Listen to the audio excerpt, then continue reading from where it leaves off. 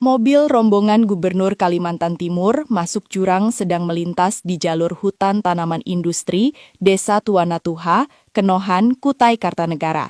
Ibarat kata yang pertama kali menabuh genderang perang terhadap Kang Deddy Mulyadi bukanlah Kang Deddy Mulyadi, tetapi Gubernur Kaltim.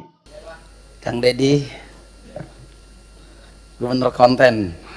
Nah, mantap nih Kang Deddy nih.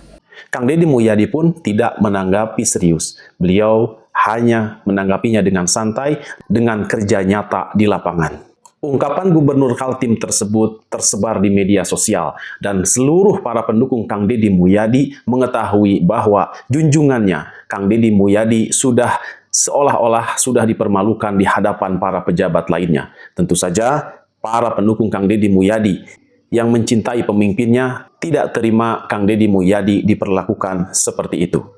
Dan setelah hal tersebut berlalu, muncullah berita bahwasanya Gubernur Kaltim sering tertimpa musibah. Benarkah ini ada hubungannya dengan ucapannya terhadap Kang Deddy Mulyadi? Kita simak tayangan berikut. Mobil rombongan Gubernur Kalimantan Timur masuk jurang sedang melintas di jalur hutan tanaman industri, Desa Tuanatuha, Kenohan, Kutai Kartanegara. Salah satu mobil rombongan Gubernur Kalimantan Timur terperosok ke parit di Kabupaten Kutai Kartanegara. Mobil rombongan Gubernur Kalimantan Timur, Rudi Masud, terperosok ke dalam parit saat kunjungan kerja ke Kabupaten Mahakam Ulu.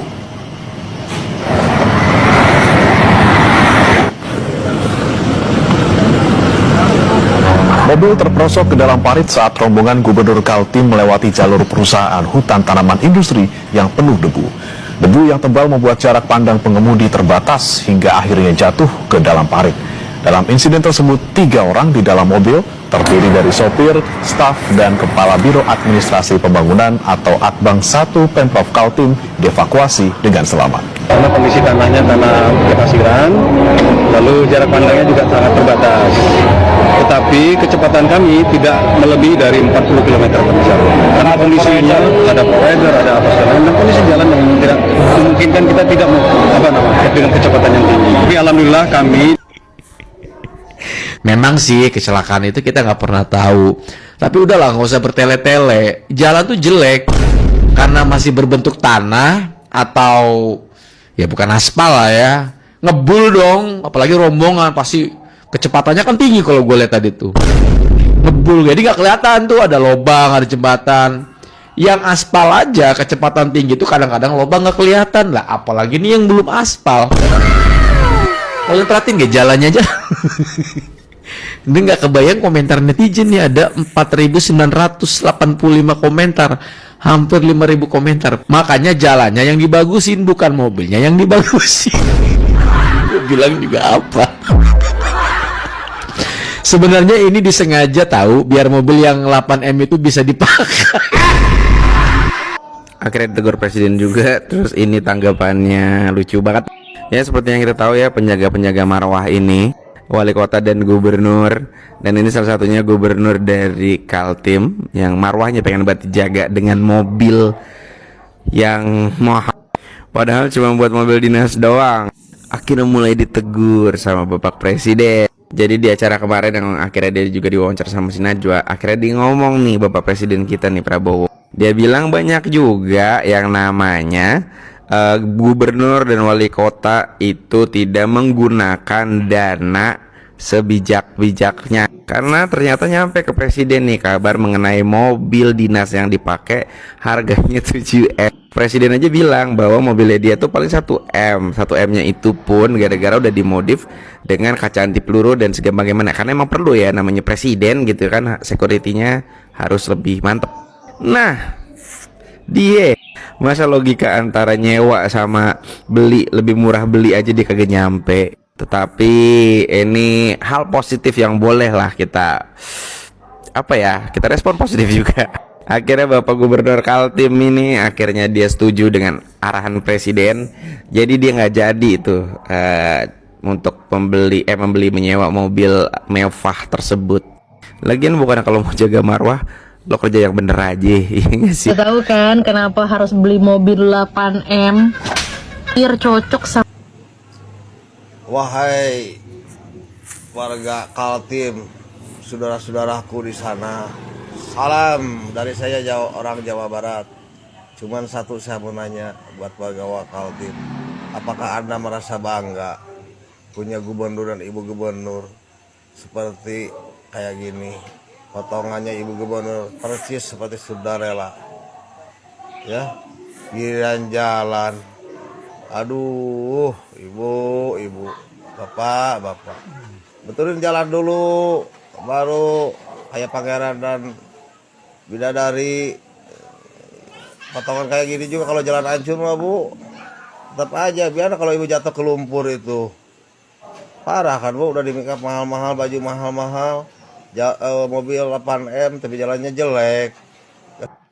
Salfok di tempat sepatu masjid kabupaten berderet sepatu harga belasan juta sampai puluhan juta. Teman-teman pernah salfok juga nggak seperti itu? Saya pernah mengalaminya teman-teman di salah satu kabupaten di provinsi yang saat ini sedang beken dibicarakan, yaitu Kalimantan Timur, yang gubernurnya meminta mobil dinas seharga 8 miliar dolar. Ceritanya, itu minggu Jumat pertama saya sholat Jumat setelah dimutasi ke kota itu, dan saya yang biasa membaca brand-brand, karena kita kan orang bank itu harus tahu brand untuk ya jangan putus pembicaraan ketika kita berbicara dengan orang-orang kaya ya teman-teman. Kita ya minimal tahu juga sambil berhalu-halu memiliki itu suatu saat. Dan ketika saya sampai di masjid itu teman-teman, saya buka sepatu, saya lirik kiri kanan saya penuh dengan sepatu-sepatu Berluti, John Lobb, Louis Vuitton, Belly, yang selama ini cuma menjadi angan-angan saya untuk saya pakai. Saya di situ langsung minder sekaligus optimistis. Optimistisnya apa? Karena kalau kita orang perbankan berarti kita cari orang yang berduit. Orang berduit identik dengan luxury brand, ya enggak? Bener aja teman-teman. Sebulan, 2 bulan, 3 bulan, 5 bulan, 6 bulan kemudian akhirnya saya tahu siapa orang-orang yang memakai sepatu mahal itu. Mereka ternyata adalah PNS di instansi-instansi yang ada di Kabupaten Kutai Kartanegara, kabupaten terkaya di Indonesia. Saya takjub sekaligus gembira. Saya punya calon nasabah yang kaya-kaya nih. Dan benar teman-teman, pada akhirnya berjalannya waktu berbulan-bulan sampai tahunan kemudian akhirnya saya akrab dengan mereka. Dan tahulah ternyata mereka itu menjadikan PNS sebagai profesi sampingan, sebagai status, karena status PNS tetap bergengsi di mata mereka.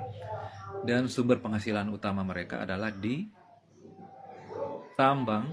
Mereka punya tambang, mereka punya puluhan hektar kelapa sawit, dan itu rata-rata teman-teman. Tapi apakah kemudian Kaltim sejahtera itu? No. Itu permukaan. Elitnya sejahtera, masyarakat biasanya menderita. Dan itu adalah masalah klasik di negara kita. Kita lihat saja dari infrastruktur ya teman-teman ya. Di kota Tenggarong itu aja, waktu itu ya, itu saya di sana. Jalan-jalannya itu mulus di tingkat kota. Kita anggap ini sebagai tingkat elit. Kotanya elit. Begitu kita jalan 10 menit, 60 menit keluar dari kota Tenggarong, maka kita akan ketemu dengan jalan-jalan yang berjerawat, jalan-jalan yang bopeng, aspal yang terkelupas, kubangan, bahkan lumpur-lumpur yang bisa membuat kendaraan kita itu berbalik arah sendiri karena mencoba untuk melawan lumpur yang penuh di jalan. Saya pernah ngalamin hampir terperosok masuk ke Sungai Mahakam. Bahkan lagi teman-teman ya, ada satu kecamatan di Kutai Kartanegara waktu itu ya, namanya Tabang. Untuk ke sana kita harus naik kelotok, perahu, tok itu, melewati Sungai Mahakam sampai di hulu sana. Itu jaraknya 7, 8, 9, 10 jam perjalanan naik perahu. Bayangin orang-orang dari kecamatan itu untuk turun ke kota Tenggarong, ibu kota Kutai itu harus menempuh 2 hari, 3 hari untuk bolak-balik teman. Cuma untuk mengurus satu keperluan finansial misalnya, atau menarik uang, atau melakukan atau mencari barang-barang yang mungkin tidak ada di kecamatan mereka. Dan itu kita baru bicara satu kabupaten, kita belum bicara soal Sangatta, kita belum bicara soal Berau, kita belum bicara soal Kutai Barat, kita belum bicara soal Tanah Grogot, kita belum bicara soal Penajam. Dan itu semua adalah kabupaten-kabupaten yang ada di Provinsi Kalimantan Timur yang infrastrukturnya waktu itu ya teman-teman, ya setahu saya. Dan saya masih yakin sampai sekarang itu masih belum merata, mengingat setelah kejadian 8, miliar ini banyak sekali orang memposting tentang jalan-jalan yang mereka tempuh yang sama sekali tidak masuk akal. Masih seperti sungai lumpur. Jadi jika gubernur itu membicarakan tentang marwah, yang dia bicarakan itu marwah apa? Marwah masyarakat Kalimantan Timur ataukah gengsi kelompok dan keluarga? Karena menurut saya masyarakat Kalimantan Timur itu marwahnya tidak terletak pada seberapa mewah pejabatnya, tapi seberapa sejahtera masyarakatnya. Masyarakatnya sekaya apa, semampu apa untuk memenuhi kebutuhannya, segembira apa mereka berkendara, itu yang penting kan? Bukan dari bagaimana perasaan dari pejabatnya menduduki kursi kulit empuk dari kendaraan super mewah. Bukan itu, masyarakat mana mau tahu. Kalau perlu kamu jalan kaki, kalau perlu kamu naik kuda, bodoh amat. Yang penting kita sejahtera, karena untuk itu kamu dipilih. Demikian, terima kasih. Wassalamualaikum warahmatullahi wabarakatuh.